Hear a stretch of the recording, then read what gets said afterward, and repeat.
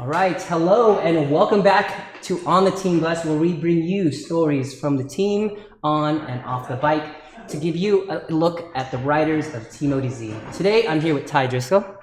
Thanks for coming on.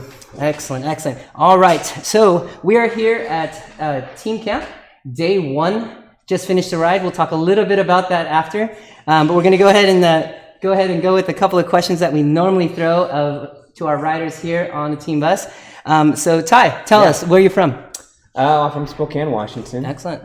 But I think when I met you, I was living in Pendleton, Oregon. Ah, that's right. Oregon, yeah. So very nice. Moved to Spokane 2-3 years ago. Very cool. And then rode a little bit with Justin Wagner. Yeah.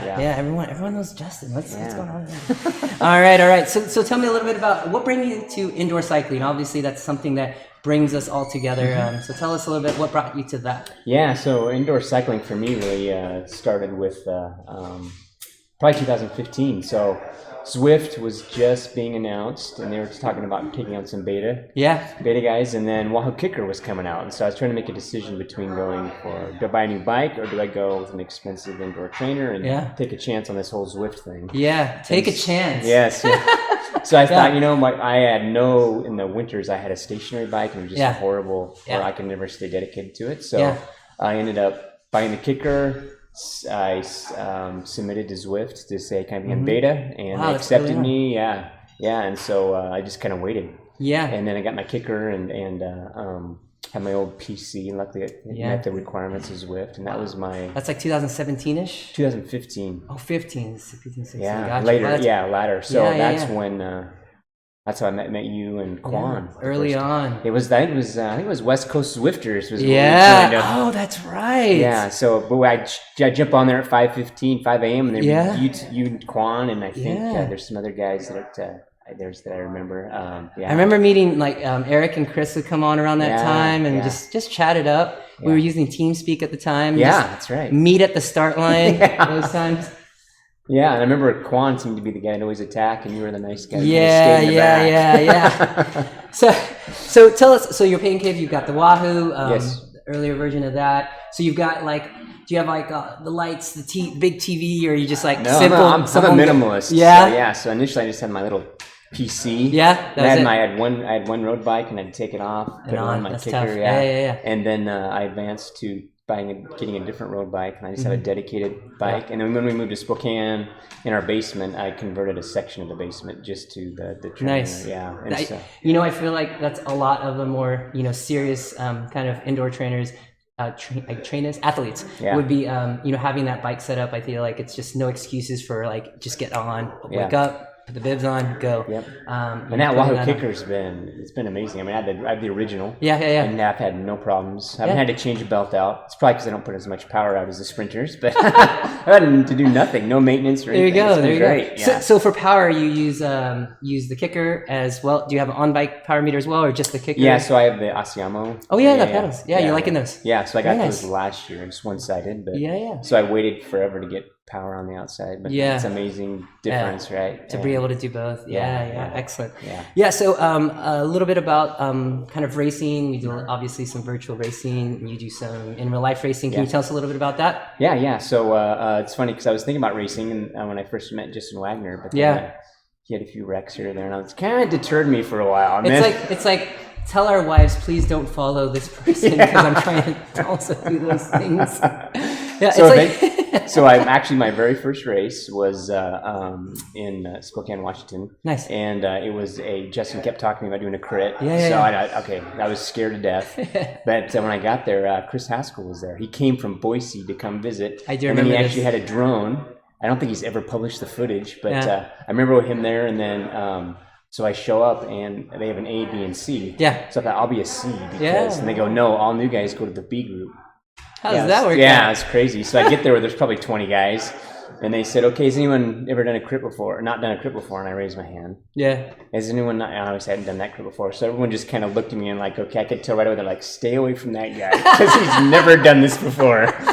So I stayed on the back, and I think I got dropped on the third lap, and then I never got lapped. My goal was to finish, and since that time, I've done Tour Walla Walla, something called Tour de Bloom in Wenatchee. And so we have what we call the Twilight Series in Spokane. So the Spokane County Raceway has a track for race cars, but we can use that a few times this summer. So that's great. And it's kind of nice because it's very wide, and so it's very good for lots beginners. Of space. Really get your feet kind of in there.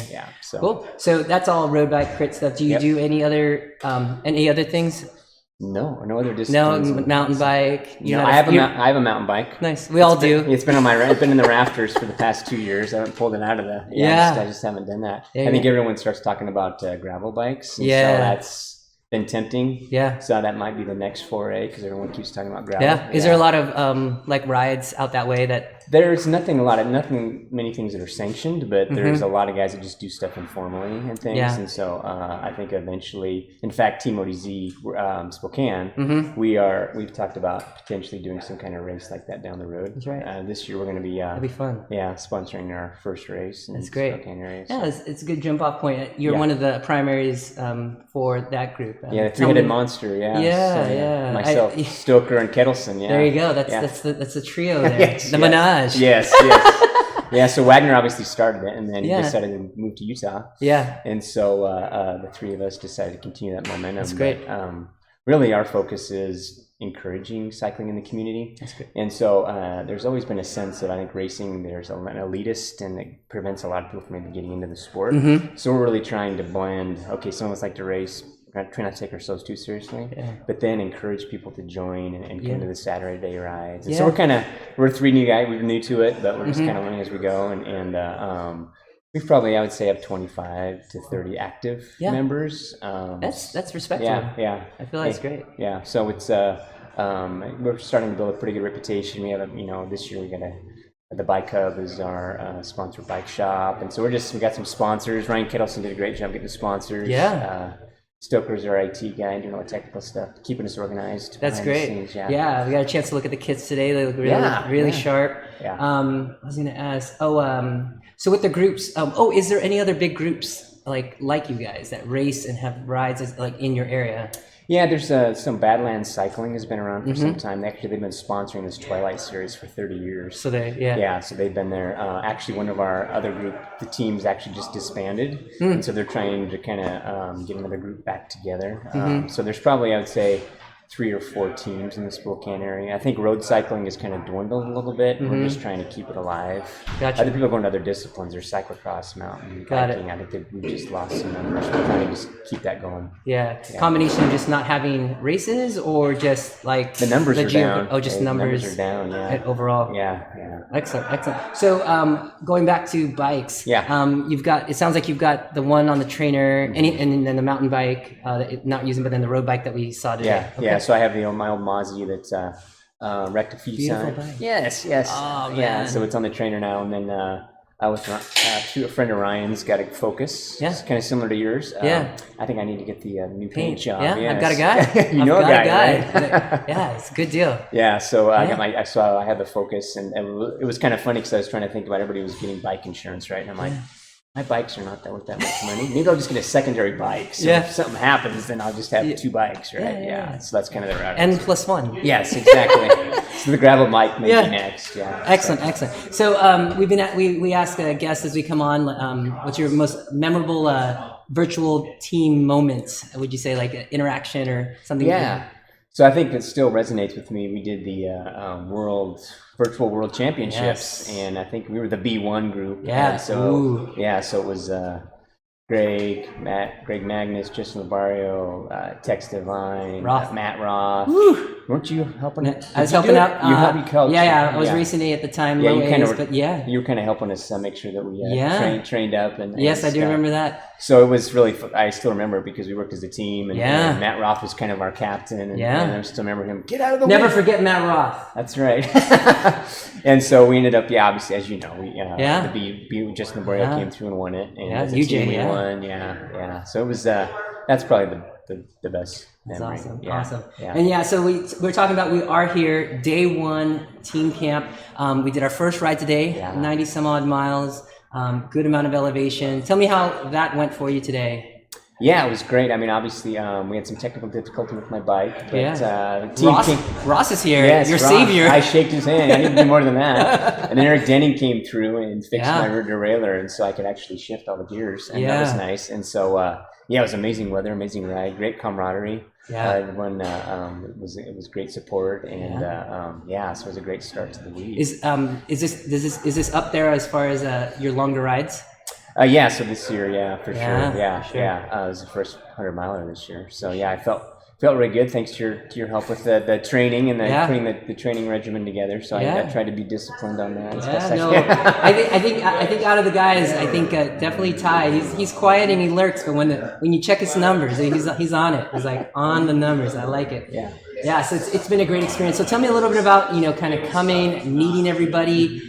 What was that experience like coming to team camp and kind of putting faces to names and, sounds, because we do a lot of virtual things. Yeah, so it's kind of strange. I feel like I know. I mean, I've been interacting with you for 4 or 5 years, right? So I feel like I knew you already, knew your son and everything because of the videos and stuff. But it's amazing, the ODZ. I think there just seems to be a fiber within all of us that are just very supportive, and it's everybody I've met this week is the same, right? And so very humble people that like to cycle, and very helpful, right? Everyone jumps in, and obviously with my bicycle issues, you were jumping in there helping me, getting your grease on your fingers, and everything. So it was just nice to see everybody, and then obviously with the support with the food and everything. It's been an amazing experience. Yeah, it's been amazing eats for sure. So this has always been kind of a bucket list of mine to go to a training camp. So I've been looking at this for the last 3 years, and my kids are all older now, so I was able to find some time. That's nice. And February is the best time to get out of Spokane, Washington, if you want to get away from the snow. It's a good time to leave. That's awesome. All right, and then final question here. So when you came, matching, personalities, faces, and who you met, which one surprised you the most as you came and met all the riders here that are at camp today? I kind of knew Andy would be kind of a character. So, I think Patty, super nice guy. We spoke a little bit as we were riding out, and had some common things in common. And, and I might be able to talk him into coming out to Walla Walla to race, right? Patty, you have a question. You're taking questions from the audience? Yes. Questions from the audience. Patty.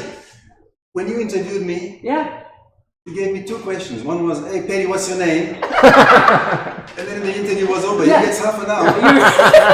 You guys are still talking. What is this? You didn't even wear the kit today. You're the beta test. We're gonna do round 2, Patty. I'm gonna write the script for the next interview. You sounds good. This beautiful He's sound. the man. He's the man, dude. You should have seen him climbing back from the lake. Amazing. An amazing day. Well done, Ty. It was an amazing day. So there you go. Andy, most underwhelming, it sounded like, and then Patty, the most. Yes, that's a good way to put it. And Patty, the most outstanding. Oh no! Wait, security! All right. Well, thank you for your time, Ty. I really appreciate it. I look forward to the next couple days.